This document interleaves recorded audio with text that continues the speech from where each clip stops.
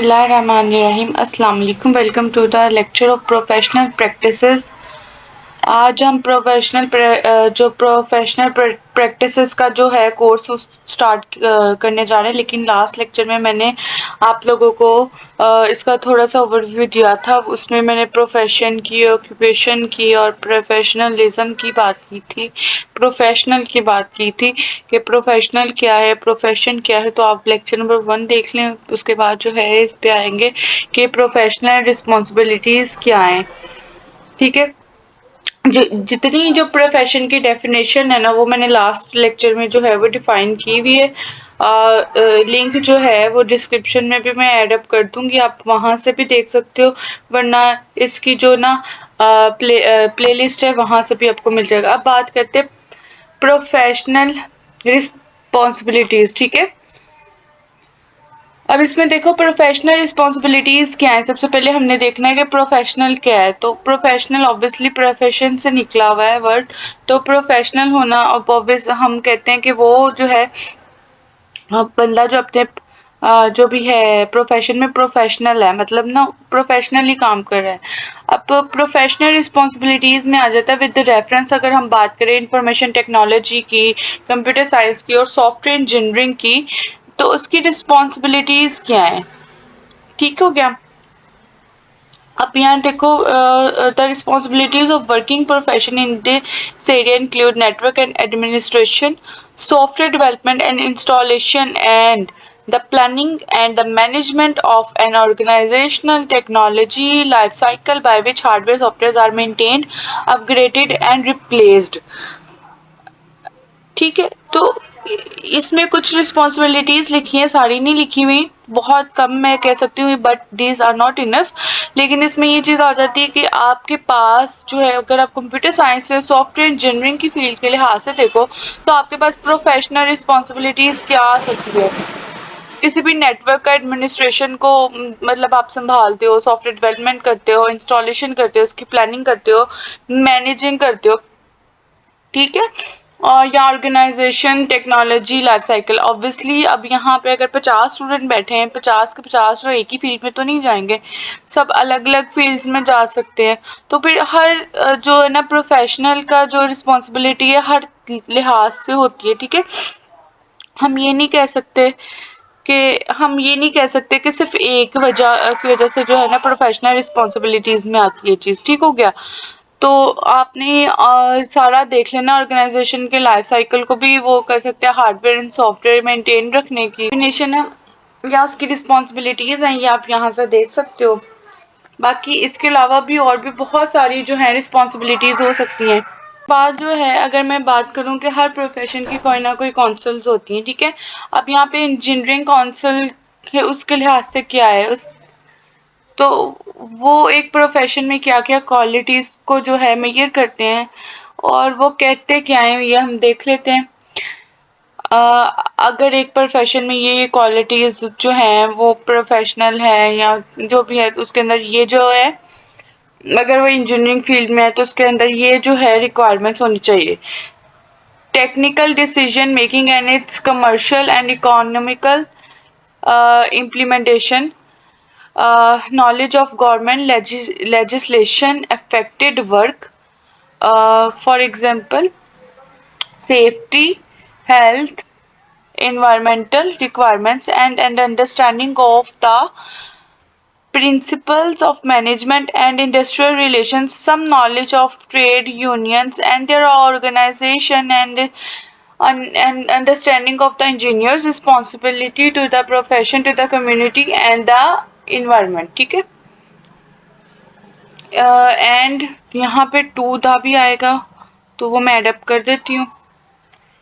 ठीक है, professional engineer है, उसको टेक्निकल डिसीजन मेकिंग भी आनी चाहिए, कमर्शियल इकोनॉमिकल इम्प्लीमेंटेशन भी आनी चाहिए। ठीक है, उसको ये पता होना चाहिए कि कमर्शियली किस तरह से उसको जो है इम्प्लीमेंट करना है, गवर्नमेंट को कैसे देखना है, हेल्थ सेफ्टी आ जाती है, इन्वायरमेंटल आ जाती है, रिक्वायरमेंट्स आ जाती है, इन सारी चीज़ों को उसने अंडरस्टैंड करना चाहिए, उनको पता होना चाहिए।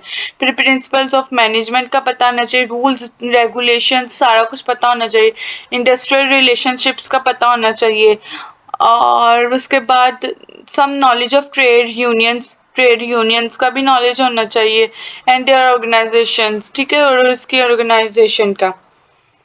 और फिर उसके बाद है an understanding of the engineers responsibilities to the profession in to the community and to the environment, उस कम्युनिटी और उस इन्वायरमेंटल एंगेज जो है उस इंजीनियर का जो बिहेवियर है, उसकी अंडरस्टैंडिंग है वो किस तरह से है वो भी होनी चाहिए, ठीक है। ये सारा कुछ मिलके जो है एक ऐसे रूल्स और या ऐसे नॉलेज प्रोवाइड करते हैं जो कि एक इंजीनियर को या इंजीनियरिंग प्रोफेशनल है उसके बारे में जो है वो नॉलेज दे रहे हैं, ठीक हो गया।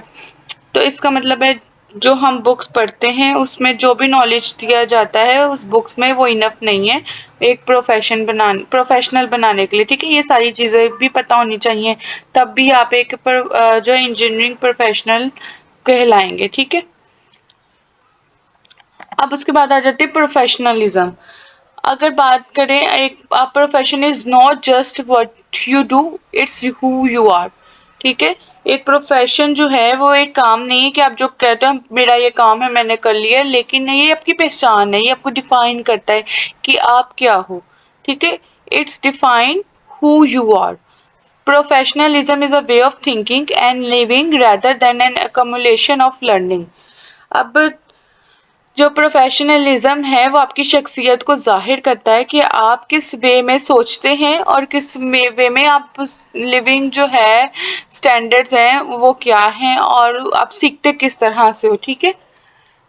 तो ये नहीं हम कह सकते कि हमने बस दो चार चीजें सीख ली हैं, तो ये नहीं हम कह सकते कि हमने चीजें सीख ली हैं और आप जमा करी जा रहे हो, ऐसा नहीं है। आपने जो चीजें सीखी हैं आप उसको कैसे जो है इम्प्लीमेंट करते हो या चीजों को कैसे सॉर्ट आउट करते हैं, प्रोफेशनलिज्म में आता है, ठीक है।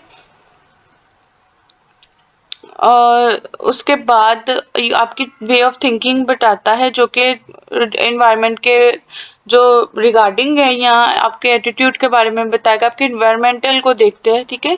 तो ये सारा कुछ आ जाता है इसके अंदर, ठीक है। अब यहाँ पे कुछ ट्रेड्स हैं वो मैं डिफाइन कर लेती हूँ।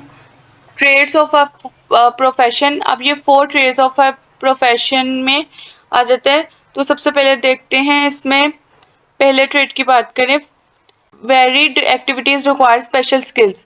मतलब वेरिड एक्टिविटीज मतलब कि अगर के सपोज करें आपके मेडिकल के स्टूडेंट हैं या आपके पास वेरिड एक्टिविटीज जो हैं वो आप सर्जरी कह सकते हो, आप स्पेशल स्किल्स होनी चाहिए, ठीक है। इंजेक्शन लगाना है उसके लिए आपके पास जो स्किल होनी चाहिए, इंजेक्शन ये सारी पता होनी चाहिए।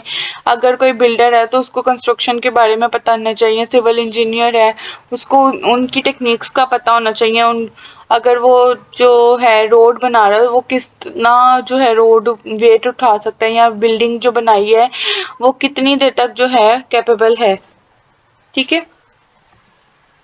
ये इस तरह की सारी रिस्पॉन्सिबिलिटीज के लिए जो है ना स्पेशल स्किल्स रिक्वायर्ड है, ठीक है, एक प्रोफेशन के अंदर जो है एक प्रोफेशनल में होनी चाहिए। उसके बाद है सोसाइटी सेंट्रिक मोटिवेशन। अब इसमें अगर मैं एक मेडिकल के स्टूडेंट की ही बात करूं तो मेडिकल प्रोफेशन की बात करें तो सोसाइटी के अंदर जो उसकी रिस्पॉन्सिबिलिटी है उसका मोटिवेशन क्या होना चाहिए। अगर सोसाइटी में लोग बीमार हुए तो उनका ख्याल रखे उनका। और अगर इंजीनियरिंग की बात करें तो उससे में यह आ जाती मोटिवेशन क्या हो सकती है कि अगर जो लोगों को रियल लाइफ सॉल्यूशंस जो है वो उसको प्रोवाइड करे उनकी प्रॉब्लम्स के अगेंस्ट। आगे आता है number 3 personal standards of excellence, ठीक है। अब एक्सीलेंस में क्या चीज आती है, हर शोबे में हर प्रोफेशन में कोई ना कोई पर्सनल स्टैंडर्ड्स जो होते हैं एक्सीलेंस होते हैं। जैसे हम अगर डॉक्टर की बात करें हमें पता होता है कि वो डॉक्टर अच्छा है या मतलब उसके हाथ में शिफा है और ये या कोई डॉक्टर है वो काम ठीक से नहीं करता या कोई इंजीनियर है उसको इंजीनियरिंग की क्वालिटीज पाई जाती हैं या नहीं एज अ बेस्ट इंजीनियर। तो ये सारी चीजें जो है ना पर्सनल स्टैंडर्ड्स ऑफ एक्सीलेंस हम सेट करते हैं जिसमें हम ये सारा कुछ देखते हैं, ठीक है। फिर गिविंग बैक टू सोसाइटी,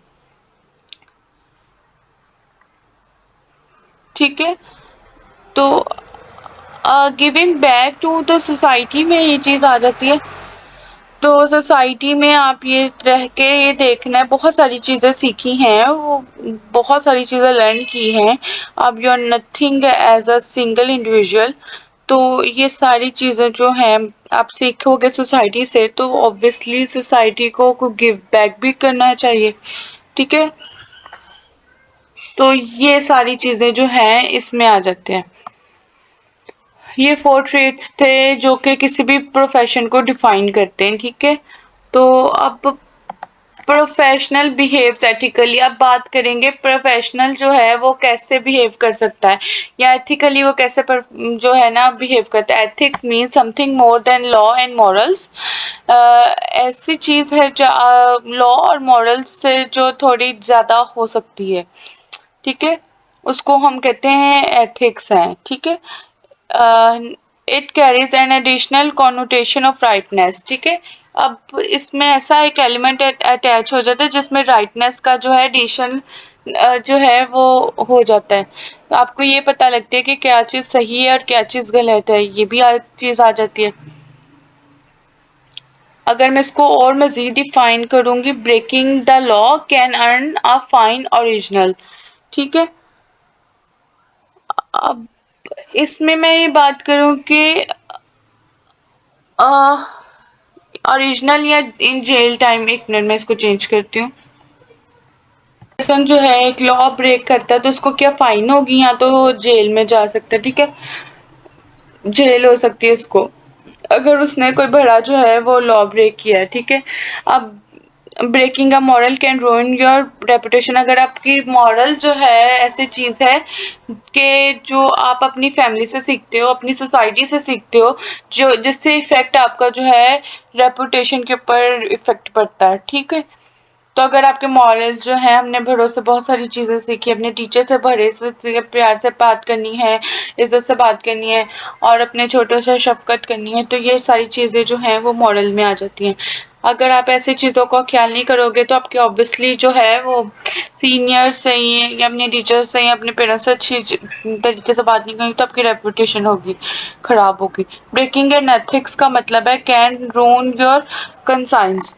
अब ये रून यहाँ पे आएगा कि अगर आप किसी बैंक में गए हो, आपने बिल जमा करवाना है, वहां पे लाइन लगी हुई है और आप अगर कहाँ पे एथिक क्या है कि आप लाइन में आराम से खड़े हो जाओ, लेकिन अगर आप वहां पे लाइन में खड़े नहीं होते या आप वहां पे लोगों को धक्के देना स्टार्ट कर दो या बदतमीजी करना स्टार्ट कर लाइन से आगे जाओगे तो फिर आपके लॉज भी ब्रेक कर रहे हो, मॉरल्स भी का ख्याल नहीं कर रहे हो, आप एथिक्स को भी डिस्ट्रॉय कर रहे हो।